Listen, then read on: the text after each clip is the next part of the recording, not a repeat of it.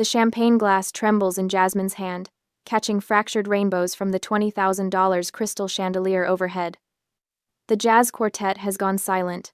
50 of the East Coast's elite women in Chanel, men in bespoke Tom Ford have stopped mid-conversation, their eyes fixed on the massive projection screen that has just flickered to life behind my sister. She stands on the raised platform in our parents' living room, her Vera Wang gown gleaming like freshly fallen snow, that 5-carat diamond engagement ring catching the light as she gestures toward the dark corner where I'm stationed at the audio console. "Thank you to my poor sister Jordan," she says, her voice dripping with practiced sympathy, "who always accepts living in the shadows so I can shine." The room erupts in polite laughter. I see my mother's satisfied smile. My father, Lucas, nods approvingly from the front row. But Aidan Caldwell, tech billionaire, my sister's fiancé, the man who was supposed to seal her ascent into the stratosphere of wealth, doesn't laugh. He releases her hand like it's contaminated. He pulls out the iPad controlling the smart home system. His fingers move across the screen with the precision of a surgeon making an incision. "Interesting," he says, his voice cutting through the laughter like a scalpel through silk. "Let's see what the data says about who really owns this house." The projection screen behind Jasmine shifts. Her engagement photo slideshow vanishes, replaced by something else entirely. That is the moment my sister's life ends. Right at her own engagement party. But the fuse for this explosion wasn't lit in the ballroom. It was lit 4 months ago, not in a chandelier-filled hall, but in the dark. The road to this destruction was forged in the stifling mechanical heat of the converted storage closet that served as my office. The server racked like angry hornets, radiating waves of warmth that made sweat bead at my temples despite the October chill outside. On my dual monitors, the 3D CAD rendering of the glass house rotated slowly, all clean lines and impossible angles. A cliffside masterpiece, designed to make whoever lived there feel like they were floating above the Atlantic. The digital clock in the corner read 11:47 p.m. I had been there since 6 that morning. Through the security camera feed on my second monitor, the one I was not supposed to know about, I watched my sister Jasmine in the main office. The glass-walled, air-conditioned, light-flooded space that should have been mine. She was scrolling through wedding dress websites, her perfect manicure clicking against her smartphone screen. Every few minutes, she laughed at something, probably a text from one of her society friends. She hadn't opened AutoCAD once that day. My phone buzzed. A text from Jasmine. "Need you to revise the wedding invitation design. Aidan says the current font looks cheap. Fix it by morning." I stared at the message. The invitation I designed. During my lunch break, which she took credit for. I zoomed in on the glass railing detail in the blueprint, the one Aidan specifically asked about the month before. The one Jasmine waved off as boring technical stuff. I ran the horizontal load calculation for the 3rd time, adjusting the laminate thickness to exceed state building code requirements by 40%. Because when you were designing a home for someone else's children to grow up in, you didn't cut corners. Even if that someone was marrying your sister. Even if she was taking credit for every calculation you made. The closet door opened without warning. My father filled the doorframe, his 6'2" frame blocking out the hallway light. Lucas Price, president of Price & Co., still wearing his suit at midnight like he was auditioning for a corporate thriller. "Working late?" he asked, though it wasn't really a question. The glass railing calculations. "Good," Caldwell called earlier. "He's concerned about the timeline." He stepped into the cramped space, and suddenly there was no oxygen left. I reminded him that this firm has never missed a deadline. "Don't make me a liar, Jordan." The trap agreement sat between us like a landmine. Training repayment agreement provision. $50,000. I allegedly owed the company for professional development if I quit before 5 years were up. 5 years of working in this closet while Jasmine took credit for my designs. 5 years of earning $35,000 annually, while she pulled $120,000 as lead designer. 3 years and 2 months left on my sentence. "I won't let you down," I said. The words automatic. Pavlovian. "You'd better not. Your sister's wedding depends on this project." He adjusted his cufflinks. "Cartier. Probably worth more than my car. Jasmine is building something bigger than you could ever understand. The Caldwell connection will transform this firm, transform our family name. Transform Jasmine," I thought. The rest of us are just the scaffolding. He left without closing the door. I listened to his footsteps fade down the hallway, then returned to my screen. The glass house rotated silently, beautiful and perfect, and completely uncredited. My phone buzzed again. Another text from Jasmine. Also need you to call the caterer tomorrow. Aiden wants to add a sushi station. You know what he likes.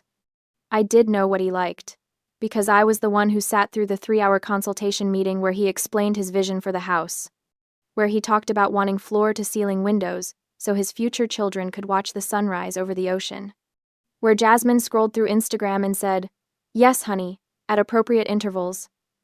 I saved my work and pulled up my personal folder hidden 3 subfolders deep, password protected.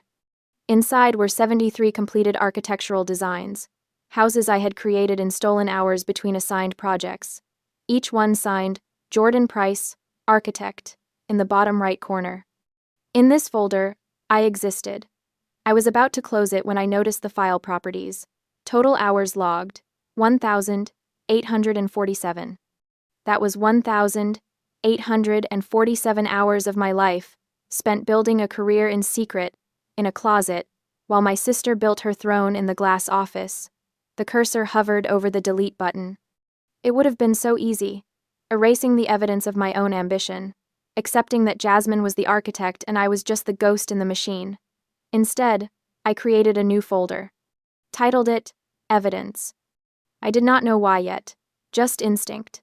The following morning, the conference room smelled like expensive coffee and Jasmine's Tom Ford perfume. Aiden Caldwell sat at the head of the table in a charcoal suit that probably cost more than my annual salary, his tablet opened in front of him. My sister perched beside him in a white power suit, her engagement ring prominently displayed every time she gestured. I was tucked in the corner, labeled Technical Assistant on the meeting agenda. My role: take notes, stay silent, provide information only when directly asked. I've been reviewing the structural plans, Aiden said, his finger tracing the glass railing on his tablet screen. This section, the cantilevered deck. Is this safe for small children? What's the horizontal load resistance required by state building code? Jasmine's smile didn't waver. Oh, honey, don't worry about the boring technical details. It looks romantic, and that's what matters. Trust me, I've spent months perfecting the aesthetic. I'm asking about engineering. Aiden's voice was patient, but I caught the edge underneath. What's the load rating? Jasmine's eyes flickered to me for a microsecond, a silent command, but her mouth kept moving. The glass is very strong, top of the line. Jordan handles all the numbers stuff. Disappointment flashed across Aiden's face. It was subtle, just a tightening around his eyes, but I saw it. I had been watching people be disappointed in me my entire life. I recognized the expression. I instinctively leaned forward, unable to watch the firm's reputation crumble. Actually, the railing uses triple laminated tempered glass rated for 500 pounds per linear foot, which exceeds the state requirement of 200 pounds by... Crack. Pain exploded in my shin. Lucas's shoe, slamming into my leg under the table with practiced precision. The kind of strike that didn't leave visible bruises, but sent a clear message. I swallowed the rest of my sentence. What Jordan means? My father said smoothly, his hand on my shoulder in a gesture that looked fatherly but felt like a vice, is that all technical specifications have been verified by our engineering consultant. We have full certification documentation available upon request. Aiden's gaze shifted between me and my father, calculating. I'd like to see those certifications. Email them by the end of day. Of course, Jasmine said brightly, already moving to the next topic. Now, about the master bathroom, I was thinking about Calicut marble. The meeting continued. I sat in silence, my shin throbbing, and typed notes I'd later transform into the certifications Aiden requested. Certifications Jasmine would send under her name. As we were leaving, Aiden stopped beside my chair. Jordan, right? I nodded, not trusting my voice. You know your building codes.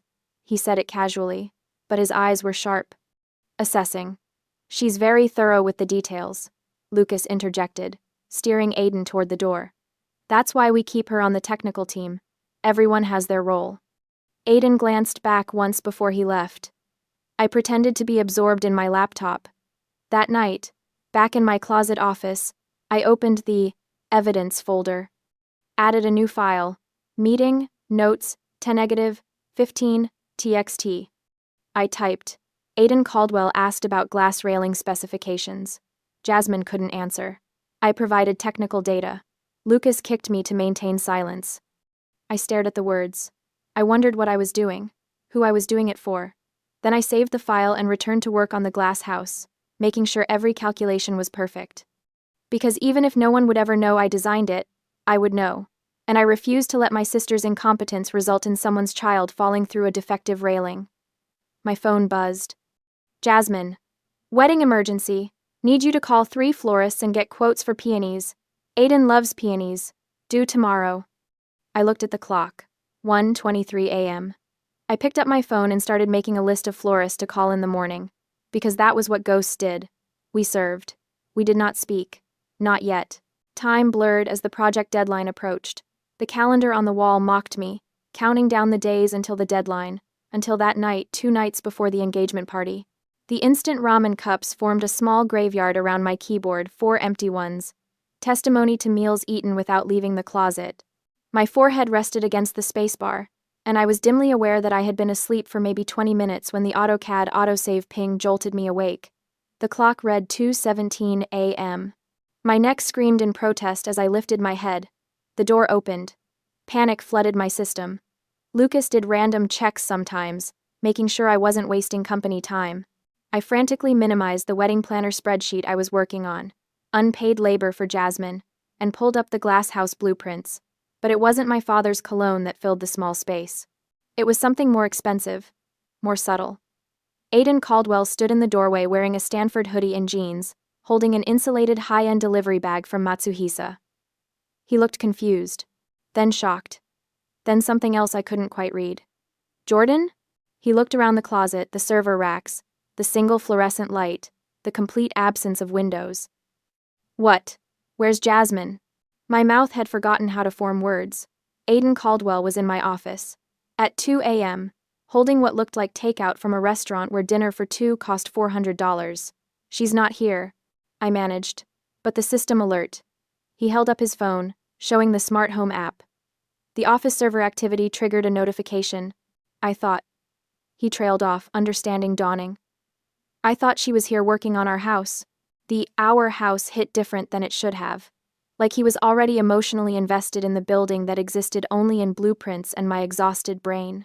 He set the thermal bag down on the only clear corner of my desk, next to my $2 instant ramen cups. Sushi, he said absently, and truffle fries, kept warm in the insulated bag. The contrast was almost physically painful. Truffle fries and artisan sushi next to preservative-laden noodles. Jasmine told me you didn't know how to use AutoCAD, he said slowly, his eyes on my screen. She said you were just support staff. I didn't respond. Couldn't respond. The fear was still too ingrained. Aiden leaned closer to the screen, and I resisted the urge to minimize it. He was seeing the detailed cross-sections I was working on, the specific safety adjustments he had asked for 3 months prior. The ones Jasmine said were too complicated to implement. He straightened, pulled out his phone, and opened something. The edit logs, he muttered, scrolling. The system tracks every user's time in AutoCAD. My heart hammered against my ribs. 480 hours logged under your account on this project. He looked at me, and there was something dangerous in his expression. Not angry. Colder than that. Jasmine's account shows 2 hours, both spent renaming files. The last active login was 14 weeks ago. The fluorescent light hummed above us. The server racks maintained their angry hornet symphony. I waited for the world to end. Instead, Aiden sat down on the floor, just dropped into a cross-legged position like this cramped closet was his meditation space. He opened the thermal bag and pulled out a container of sashimi. When was the last time you ate something that didn't come from a microwave? He asked. I don't know. He held out the container. Eat. Then tell me what the hell is going on. I should have refused. Should have maintained the illusion. But I was so tired, and the tuna belly looked like jewels, and something in Aiden's expression said he already knew the truth anyway. I took the container. The first bite made me want to cry. She's at Avalon, I said quietly. The club downtown. Bottle service with her friends. Aiden's jaw tightened. While I thought she was here working on our future home. She does this a lot. The words tumbled out before I could stop them. She has me log into her laptop remotely and move the mouse every 20 minutes so the system shows activity. Makes it look like she's working late. Jesus Christ. He scrubbed his hand through his hair. What else? And maybe it was exhaustion, or maybe it was the fact that someone was finally asking. But I told him. The trap agreement, the stolen trust fund, the wedding planning I did unpaid. The meeting where Lucas kicked me for speaking up, the 4 years of designing buildings that would have Jasmine's signature in the corner. Aiden listened without interrupting. His expression got progressively more glacial. When I finished, he was quiet for a long moment. Then, I came here because I thought I was marrying someone dedicated to building beautiful things. Someone who understands that architecture is about creating spaces where people build their lives. He looked at the screen, at my blueprints. I thought I was marrying an architect. Jasmine is a fraud, he said it clinically, like diagnosing a software bug. And I'm an idiot who was so caught up in the aesthetics that I didn't check the source code. He stood, pulling out his phone. I need you to help me run a forensic audit. Every project file, every financial transaction, every communication log. Can you do that? If Lucas finds out, your father's trap agreement is worth less than the paper it's printed on. My legal team will shred it in about 48 hours. Pro bono. He met my eyes. I will not marry a fraud, Jordan, and I will not let your family trap you in this closet for another 3 years. Help me compile the evidence, and I'll set you free. Freedom. The word sounded foreign. Impossible. What's the catch? I asked. No catch. Just one condition. I need the absolute truth. Every file, every discrepancy, everything they've stolen from you. Can you do that without your fear getting in the way? I thought about the evidence folder buried in my hard drive. The meeting notes, the work logs. 4 years of documentation I'd been keeping without knowing why. I can do that, I said. Aiden extended his hand.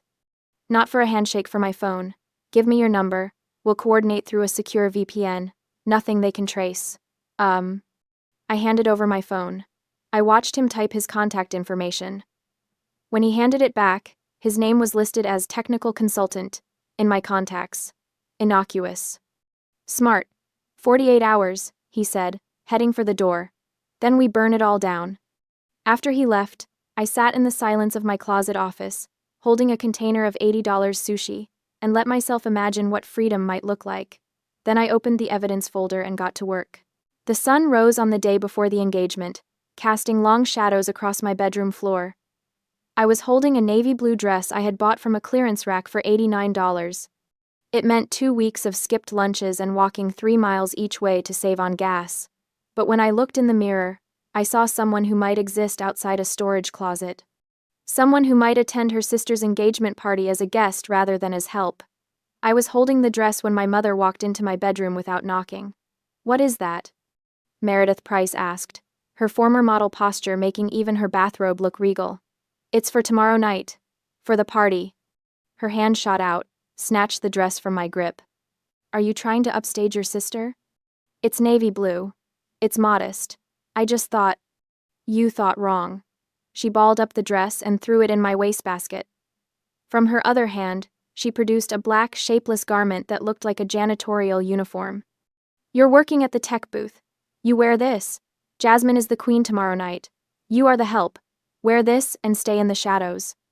In the past, even 3 days prior, I would have cried.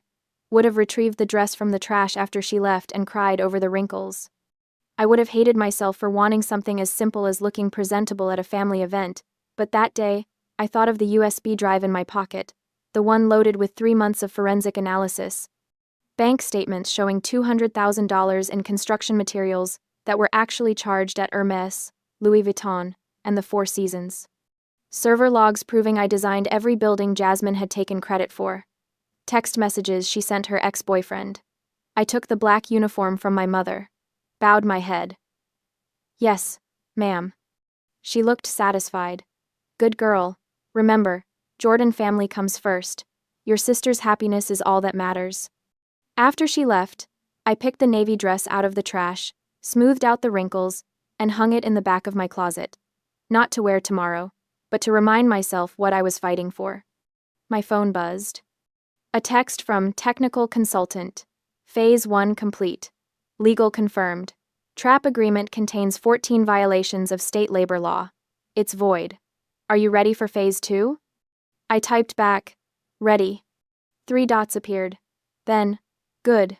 Because tomorrow night, we're going to redefine what family comes first actually means. Later that afternoon, the VPN connection was established at 4:47 p.m.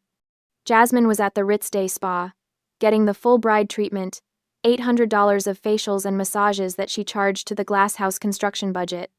My parents were at the estate, directing the party setup.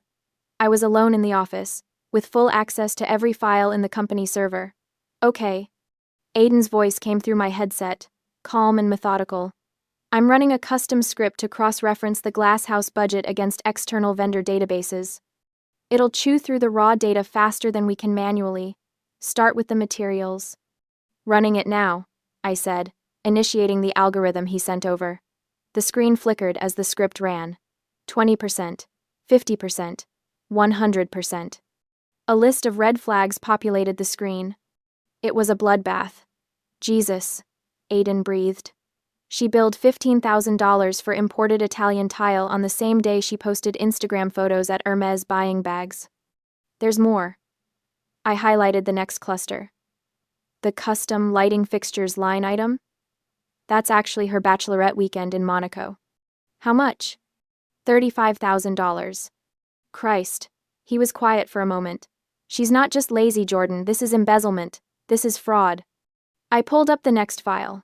And the next. Each one more damning than the last. Construction budgets pillaged for personal luxury. Client deposits diverted to private accounts. Materials quotes inflated by 300% with the difference pocketed. Why did you stay? Aiden asked suddenly. Why did you endure this? I looked at the blueprints on my second monitor. The glass house, rotating slowly. Because I love these buildings. And because I thought if I just worked hard enough, eventually they'd see me. Eventually, I'd earn their respect. That's not how it works with people like them. His voice was gentle but firm. They don't respect hard work. They exploit it. I know that now. Do you? Because tomorrow night, when this all comes out, they're going to say terrible things. They're going to call you ungrateful, disloyal, a traitor to the family. Are you prepared for that? I thought about my mother throwing my dress in the trash, my father's shoe connecting with my shin, Jasmine's text about making me work like a dog. Yes, I said. I'm prepared. Cree, I'm prepared. Good. Because we're not just exposing Jasmine tomorrow, we're going after all of them. Lucas signed off on those fraudulent invoices. Your mother witnessed the trap agreement. They're all complicit. I know? And you're okay with that? I closed my eyes. I saw myself at 22, freshly graduated, signing the trap agreement while my father smiled and called it, protecting the family business. Saw my grandmother's trust fund, $50,000 meant for my future transferred to buy company shares in Jasmine's name. I saw 4 years of my life spent invisible in a closet, while they built an empire on my uncredited work. Family doesn't trap you in debt. I said. Family doesn't steal your future. Whatever I had with them, it wasn't family. No, Aiden agreed. It wasn't. We worked through the evening, compiling the final presentation. Every slide was a kill shot. Every piece of evidence was irrefutable. By 11 p.m., we had something that would make a prosecutor weep with joy. Tomorrow night, Aiden said, I need you to do exactly 3 things. First, set up the presentation on the projection system but keep it hidden until I give you the signal. Second, make sure the intercom in the tech booth is live. I want audio documentation of everything. Third, when it's over, walk out the front door and don't look back. Can you do that? Yes. Jordan. His voice softened. After tomorrow, your life changes completely. Are you ready for that? I thought about the Vermont property listing I'd been secretly browsing. The studio space with massive windows. The sign I'd already designed in my head. Jordan Price, architect. I've been ready for 4 years, I said. Then let's go build you a new life. 30 minutes before the first guest arrived, the engagement party had transformed our parents' estate into something from a magazine spread. White roses everywhere, $12,000 worth. I knew because I vetted the florist's quote. the $20,000 crystal chandelier throwing prismatic light across marble floors. 75 guests in designer labels worth more than my car's blue book value. And me, in the black uniform, tucked in the dark tech booth in the corner, wearing headphones, surrounded by audio equipment and the laptop controlling the presentation system, invisible, as always. Through the booth's window, I watched Jasmine float through the crowd in her custom Vera Wang engagement dress. White silk, off-shoulder, the kind of dress that cost more than I earned in 6 months. The 5-carat diamond on her finger caught the light with every gesture. She was radiant, perfect, the picture of success. No one knew she was wearing a costume overwrought. I ran a final systems check. Microphones, live. Projection screen, ready. Presentation file, loaded and waiting. My hands were steady. I expected them to shake, but they didn't. 4 years of suppressed rage had a way of crystallizing into cold precision. The party was in full swing when the door to the tech booth flew open. Jasmine stormed in. Her face was twisted with irritation, a glimpse of the ugliness she usually hid so well. "There's feedback on the main microphone," she hissed. "Fix it." "I'm working on it." "Work faster. God, you're useless." She leaned against the doorframe, pulling out her phone. Then she seemed to remember something. Smiled. It wasn't a nice smile. "You know what's funny, Jordan? After tomorrow, after I'm Mrs. Caldwell, I'm going to fire you. Kick you out on the street with nothing." She examined her manicure. Casual cruelty made elegant. "But I'm keeping your trap contract. Daddy's transferring it to me as a wedding gift. You'll work as my personal assistant to pay off the debt. Or you'll go to jail for breach of contract. Your choice." My hands paused on the keyboard. Personal assistant? Oh, you'll love it. Picking up my dry cleaning, scheduling my hair appointments, making sure my coffee is the right temperature. All the things you're actually qualified for. She stepped closer, her voice dropping to a whisper. "You'll spend the rest of your life in my shadow, where you belong. And if you ever try to speak up, ever try to claim credit for anything, I'll destroy you. I'll tell everyone you're a jealous, delusional liar who tried to sabotage your own sister's happiness." She was close enough now that I could smell her perfume, see the cruel satisfaction in her eyes. "You'll rot in that closet until I don't need you anymore. Then you'll rot somewhere worse.